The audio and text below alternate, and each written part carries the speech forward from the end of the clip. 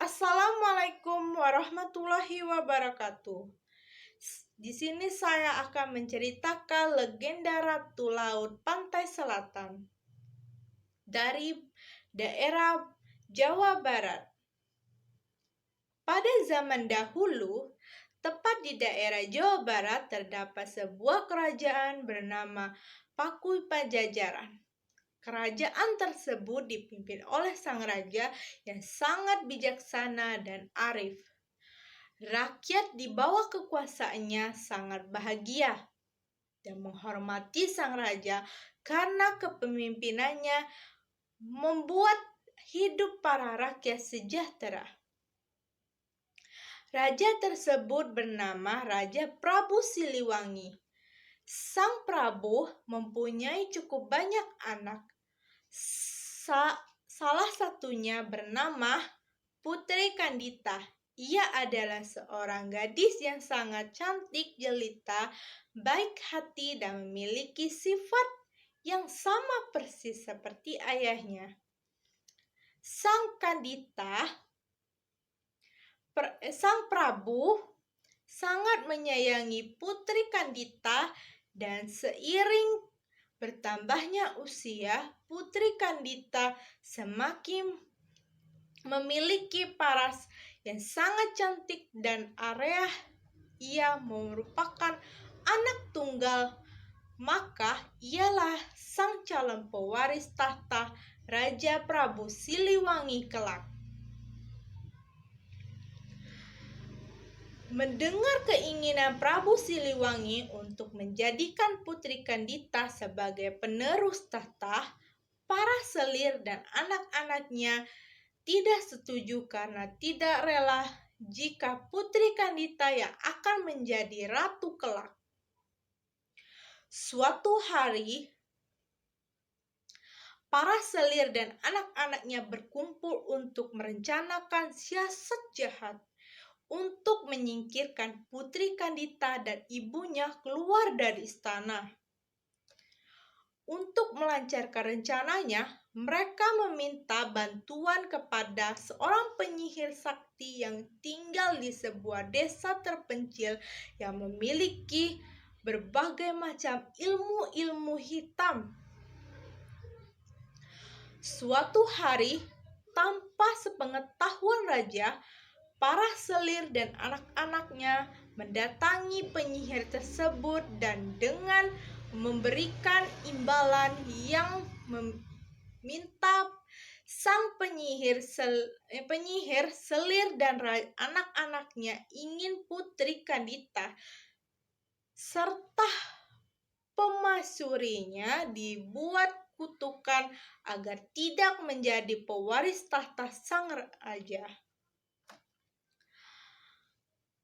Tanpa menunggu lama, sang penyihir melaksanakan tugasnya. Dengan ilmu hitam, ia menyihir Putri Kandita dan ibunya agar menderita penyakit kusta.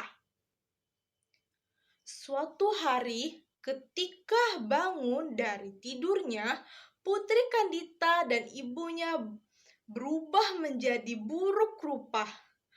Tubuh yang awalnya mulus, bersih, kuning langsat, seketika langsung berubah.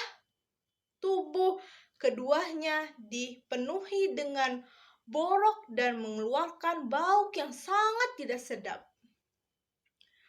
Putri Kandita dan sang permasyuri mengidam penyakit kusta yang tidak kunjung sembuh. Prabu Siliwangi yang merasa heran melihat penyakit aneh yang kedua orang kesayangannya itu langsung memanggil tabib istana untuk melakukan pengobatan, tetapi setelah dicoba dengan berbagai macam ramuan, sang tabib istana tetap tidak dapat menyembuhkan mereka. Penyakit Putri Kandita dan ibunya bertambah parah. Tubuh mereka semakin lama karena lemah karena tidak pernah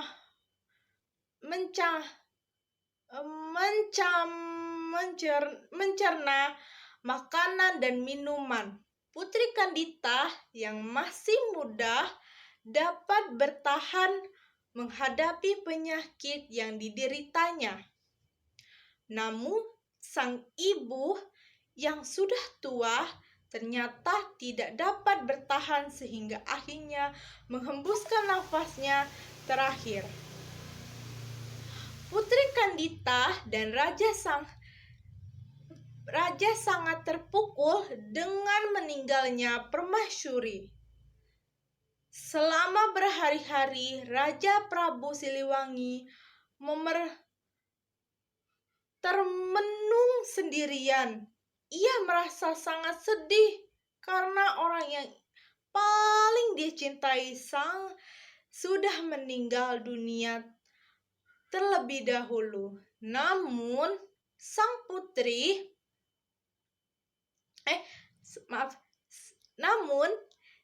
Prabu pun merasa sangat terpukul melihat kondisi Putri Kandita yang tidak menunjukkan tanda-tanda kesembuhan. Ia merasa sangat cemas karena Putri Kandita yang akan meneruskan tahta kerajaan. Suatu hari, para selir dan anak-anaknya datang menemui raja untuk menghasut agar Putri Kandita diusir.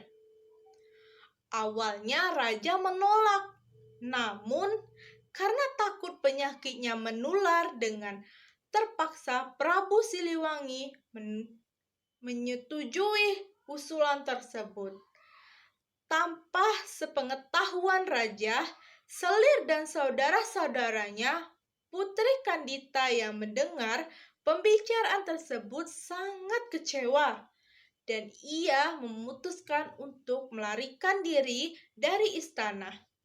Dan dalam suasana hal yang sedih, bingung dan tidak menentu, Putri Kandita berjalan keluar ke istana tanpa tujuan yang pasti. Selama berhari-hari perjalanan tanpa arah hingga akhirnya tiba di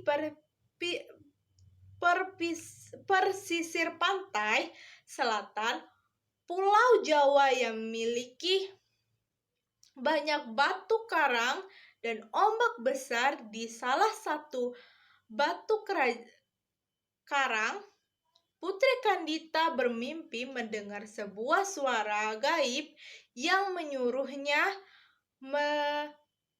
menceburkan diri ke laut agar penyakit sembuh dan sehat seperti sedia kala. Ceburlah dirimu ke dalam laut, Putri Kandita, jika kamu ingin sembuh dan penyakit kulitmu akan mulus seperti sedia kala. Putri Kandita pun terbangun dari tidurnya. Ia lalu meresapi kata-kata gaib tersebut karena ragu apakah suara itu merupakan suatu wangsit atau hanya orang iseng yang membisikkan saat dia tertidur. Tetapi setelah melihat sekeliling sejauh mata memandang, yang ada hanyalah hamparan pasir putih beserta ombak berguling-guling ke sekitarnya. Oleh karena itu, yakin Putri Kandita bahwa suara gaib tadi merupakan sebuah wangsit yang harus dilaksanakan demi kesembuhan dirinya.